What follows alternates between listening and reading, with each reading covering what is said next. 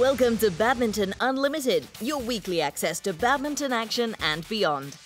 This week we spend some time with a pioneer in international badminton, France's former #1 women's singles shuttler, Pi Hongyan.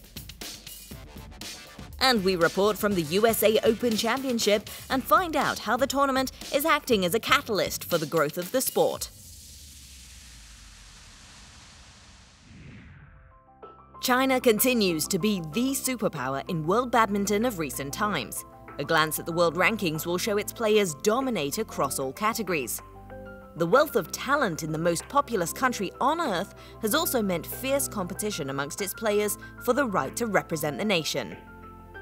With so many shuttlers and so few spots available, it has meant some have had to miss out. But there are those who were unwilling to give up on their badminton dreams, but instead looked elsewhere. Meet one of them, Pi Hongyan, born in China and played under the flag of France. I think I'm very lucky that China started to open to very open actually. People start to understand why we're moving, because it's too many good players in China. We don't get chance. Not everybody can get chance to play.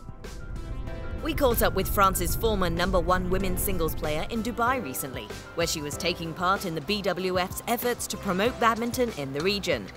The 35-year-old is a native of Chongqing in southwest China. It was there that Hongyan took up the sport before moving to Beijing to join the national setup. Training was tough, but it was the sense of togetherness that she remembers most. Actually, inside of national team in China, you have a lot of competition between the players. But besides this, they help each other to improve. So the atmosphere of the training is actually very, very good. And that's a team spirit. I mean, when they play and prepare a big tournaments, the main player who is going to the tournaments will be the player who have to prepare, and the other one are hoping. When it became apparent that she wasn't going to be selected for the national team, Hongyan was determined to keep playing at the highest level. Because she had never represented China in an international tournament, it allowed her to play for another country. In 2002, she made her move. She, along with Xu Huaiwen, moved to Europe to play for other countries. Although it was a controversial decision, they had timing on their side. At that time, I'm very lucky that China can let us going outside, because I think I have no ranking, and also because they think we're still very young, we have no danger for them. So I think, yeah, it's a great chance for us to get another opportunity to keep on playing. Hongyan trained with the likes of Danish great Camilla Martin at a club in Denmark before finally settling in France. The European training culture then was vastly different to what she was used to back in China. It took a period of adjustment before she became comfortable with her new regime. On the court, it's not hard enough. It's too much basic technical training, and but the physical training is quite hard. Actually, have a good system for physical training, but the technical training is not hard enough. For me, actually, maybe it's good, because I have to manage to think about how I have to train myself. Her determination paid off. She would go on to win a total of 16 titles, including wins at the France, Denmark, Singapore and India Opens.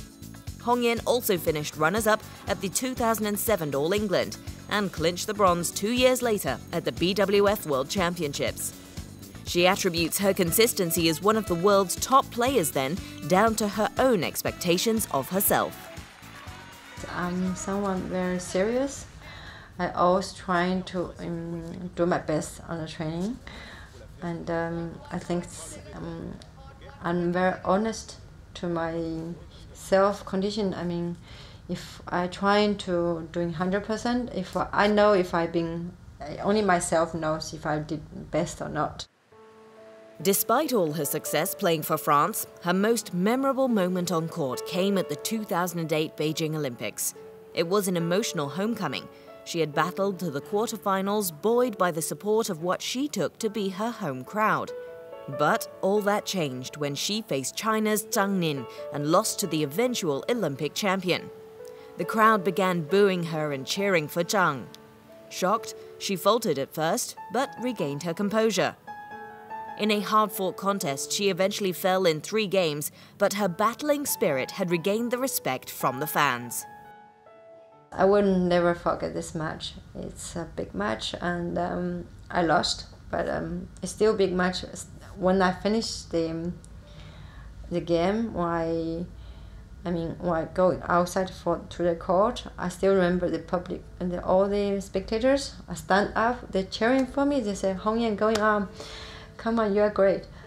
And that time I get tears because it's very emotional. You know, I thought nobody cheering for me, but when I finish my game, actually people, they does.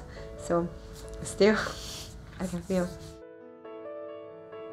4 years later at the London Summer Games, Hongyan played her last match, retiring from international competition afterwards.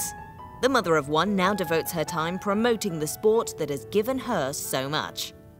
While badminton's popularity has soared through the years, she believes the game could do with winners from all corners of the globe. If badminton wants to become a big sport, they need some champions from these countries, like USA, in Dubai, in the Arabic country, in Europe.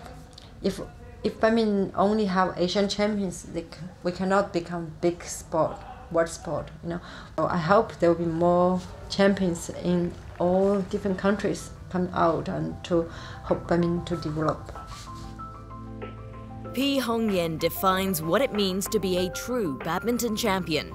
Her determination, honesty and pure passion for the game are values that fans are sure to remember her by. Time to test your badminton knowledge.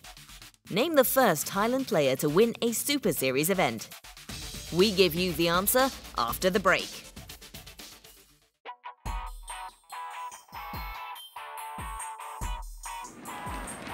Please welcome Jorgensen.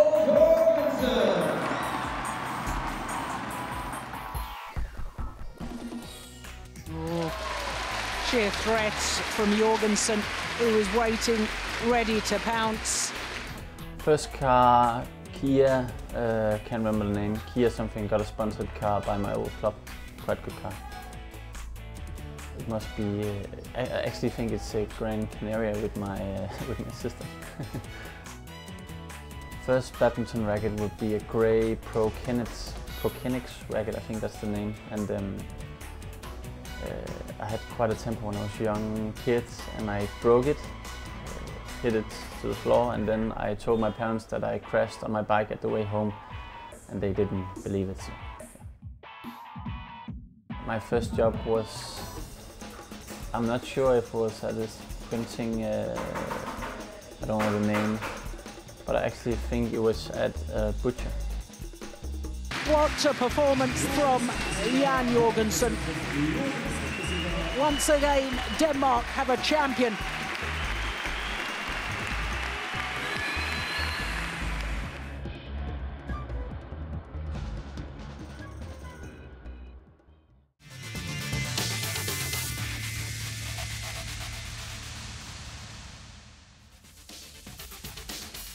When we get back, we take a look at the Chinese Taipei Open and how it's helping to develop the country's shuttlers.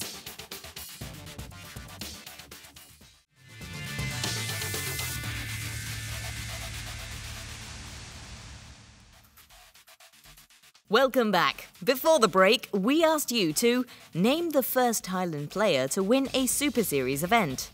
The answer is Porntip Baranaprasatsuk.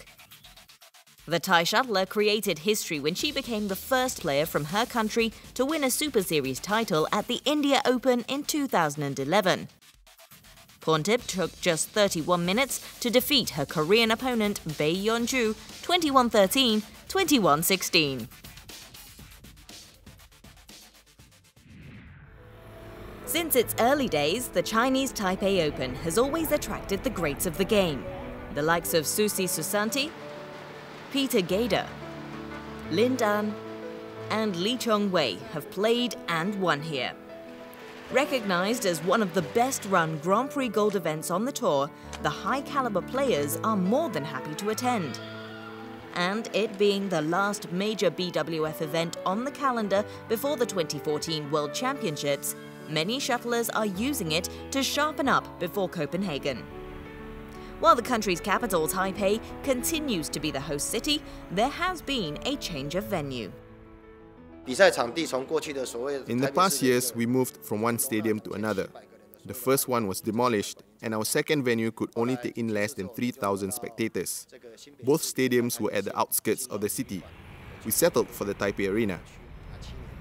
Last year, we held the Badminton Asia Championships there, and the venue can take up to 10,000 people in one day. It was because of the good attendance during the Badminton Asia Championships that we are confident of holding the Yonex Open Chinese Taipei at the arena.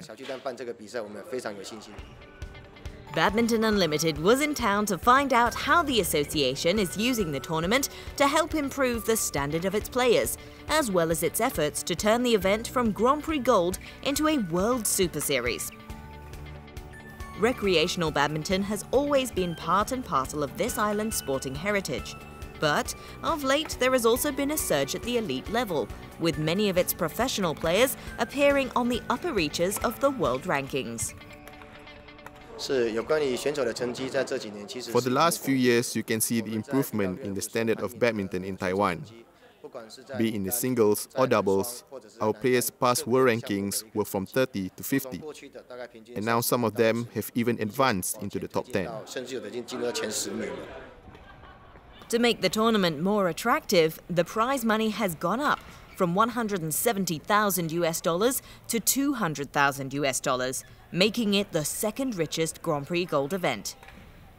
By hosting the event on home soil, Chinese Taipei Badminton Association is trying to give some of its shuttlers much-needed competition at an international level. This time round, there are more high-profile players coming to Taipei, players of higher standard. Players like Lin Dan, Yu Yang and the rest are here. We usually don't get to meet them in other international tournaments. Fans will be happy to get the chance to see these players in action. And as for us, we are able to learn from them, get some pointers that will hopefully help us in our own game. It is definitely a good learning opportunity for us players. But the governors of the sport in the country are not satisfied. They have greater ambitions for this event. Having run this tournament as far back as the 1970s, before gaining Grand Prix status in 2007, they are keen to take the next step and become a World Super Series event. They've been working hard to provide the facilities and infrastructure that would offer them such an opportunity. I think, if given the chance, we should be able to do it, since now that we've got a better stadium. The previous venue is smaller and further away. The Taipei Arena is a big stadium and it's located in the city. As a player, it feels great playing here, especially if it's a Super Series event. We hope to get the rights to host the Super Series event. We will do whatever needs to be done. We will try to raise the prize money and hope that in 3 years' time we'll get the chance to be a Super Series host. But the decision is still up to the Badminton World Federation because there are many areas to consider. For our part, we will of course continue to give our best support to the players and offer a comfortable place to watch the game for the fans. We'll work hard, keep improving and be a better host for this tournament, so that everyone will know that we are doing our best hosting a tournament of high standard. The organisers also understand the need to attract the spectators. They've been finding different ways to get bums on seats. For the first 3 days of the tournament, the public can enter for free, while the latter part of the competition, the tickets are discounted. This often means shuttlers play in front of large crowds, providing the tournament with a great sporting atmosphere. We have decided that the tickets should be at an affordable price. If there is a yearly increase in spectators, it would mean that the competition has been successful. And for those who can't make it to the stadium, watching the matches has been made easy. The association has been using the explosion in digital media to offer fans the chance to view the action. In these few years, we have tried to promote and show badminton matches on various media platforms such as the cable TV, multimedia on demand, and various other websites. Although it's more exciting to watch the game live, but if they can't, then they can do so on the different social media platforms. This medium will also help to spread the news and increase the interest for the sport. As the Yonex Open Chinese Taipei drew to a close, only time will tell if Taipei will be the next host city for the World Superseries. In the meantime, Taiwan Badminton will continue its work in striving for that goal.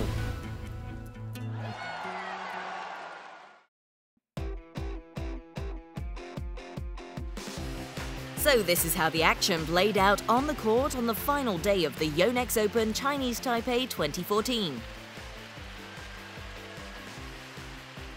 The mixed doubles event opened proceedings as China's Liu Yucheng and Yu Xiaohan took on 2014 New Zealand Open champions Alfian Eko Prasetya and Anisa Sofika.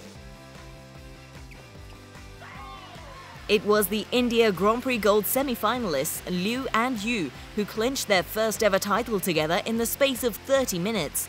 They won in straight games 21-12, 21-14. The women's singles saw defending champion Sung Ji-hyun going up against China's Liu Xin. This was a straightforward win for the world number 5 Sung as she took it in straight games 21-13, 21-18, successfully defending her title. Up next was the women's doubles, with Wang Xiaoli and Yu Yang continuing the Chinese presence in the finals against Indonesia's Nitya Krishinda Maheswari and Gracia Poli. In a final that lasted 35 minutes, it was the Indonesians who prevailed over their opponents, winning 21-18, 21-11. The men's singles saw an all-Chinese affair. The second-seeded Wang Zhengming was up against former world number 1 Lin Dan. Despite Wang's best efforts to overcome his more accomplished opponent, the Olympic champion proved to be too strong for him. Lin calmly used his experience to successfully overcome Wang in straight games, winning 21-19, 21-14. Wrapping up the day was the men's doubles event. Liu Yucheng returned to the court to partner Li Junhui in a match against Indonesian pair Andre Adistia and Hendra Aprida Gunawan. A tight contest saw both pairs challenging point after point, with the spoils shared at 1 apiece after 2 games. The decider, however, belonged to Andre and Hendra as they wrapped up the match 21-14, 16-21, 21-16, concluding yet another exciting week of badminton action.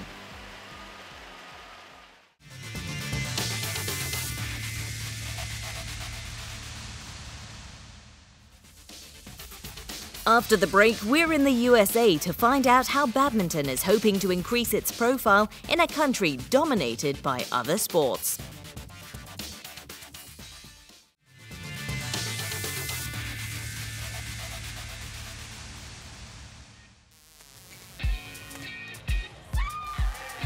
The US Open Grand Prix Gold came to a conclusion recently, and in Beiwenzhang, America got its first winner in 5 years. It was also the first time in more than 15 years that the tournament has been moved from the West Coast to the East. Badminton has a significant footprint in the California region, so the push to have a presence in the New York area is a brave move for the administrators. We've always had it on the West Coast, so this is new frontier for us, bringing it out to Long Island and the New York City area. So we're going to gauge this year how we do with ticket sales. We certainly get the international players. Within the country's sporting arena, badminton has very little sway, crowded out by the domination of basketball, NFL football and baseball, but the game does have a long history in the US. The Badminton Club of New York was founded in 1878 and was frequented by the nation's elite. In terms of visibility, the 1930s proved to be the boom years as Hollywood actors took up the sport, giving it a touch of glamour. That decade also saw the formation of the association and acceptance into the International Badminton Federation, the precursor to the BWF. At the elite level, between 1949 and 1967, US shuttlers won 23 All-England Championships, the then unofficial world titles. They also grabbed 3 Women's World Team Championships. Thereafter, badminton in the USA saw a decline at the professional level, although it does still have a following at the high school and collegiate levels. So while the major sports have continued to grow both in terms of exposure and economically, badminton has struggled to gain any kind of foothold. A lot of people in the United States think of it as a 4th of July sport where it's a barbecue and a hot dog in one hand and a beer in the other. And so we have to get rid of that way that the American people look at it. So it is a challenge, it really is. What we're trying to do here is exactly what we need to do to promote badminton, to raise the profile, to present a showcase to the American people that badminton is not a backyard sport, it's not a CC sport, it's a fast-paced game, it's one of the most popular sports around the world. One of the challenges facing the governors of the sport is the size of the country. America is the 4th largest nation in the world and has a population well in excess of 300 million. USA Badminton has 5 regional offices and has 50 state associations. Trying to set up a national tour to encourage competition or country trials to discover talent is an immense struggle. But we want to pick a spot, right? Because 50 states is no way we can do the whole countries. So we pick region by region where our popularity is. So we're going to pick those region, certain city that we're going to host tournaments. The West Coast has always been the hotbed of the sport. Los Angeles, San Francisco and California in general have the most clubs dedicated to the game. As we found earlier in the year when we featured a number of touring US players, these clubs are the backbone of badminton in the country, organizing local tournaments, developing players, and even regularly helping to find finance for elite shuttlers who wish to play on the international circuit. We're one of the smaller national governing bodies. We have a very limited budget. We only have a staff of 4 people in my office. So we've had to, in order to keep a national office, we have some support in the budget for the athletes, but not nearly enough. And we need certainly more sponsorship, and we need some benefactors to step forward. But a lot of it, especially at the lower levels for our elite juniors, is done strictly by the parents. What USA Badminton has been successful at is developing a strong coaching structure throughout the country, and of course being able to put on a major international tournament such as the US Open Grand Prix Gold. It acts as a focal point, drawing attention to the sport. This gives a platform for other activities, which will hopefully encourage the uptake of the game. Actually happened to have a summer camp this week at the college, and we invited all the kids to come watch badminton, and they were all fascinated by it. And they came back second day after they finished the summer camp. So I think the key thing is to generate interest, and once the grassroots level start to get involved, I'm pretty sure that badminton will become very popular. And if we do this kind of showcase every year, we're going to become very successful in popularizing badminton in the US. There is no doubt that badminton has a long and difficult road ahead of it. Its profile within the country is not very high and its finances are limited. But it has a rich history and a dedicated team fighting for its cause. And with a Grand Prix Gold event, it has a presence on the international circuit. We'll just have to wait and see if this combination will be enough to return it to its former glory. Before we go, let's find out what's happening in the world of international badminton in our Badminton Unlimited calendar.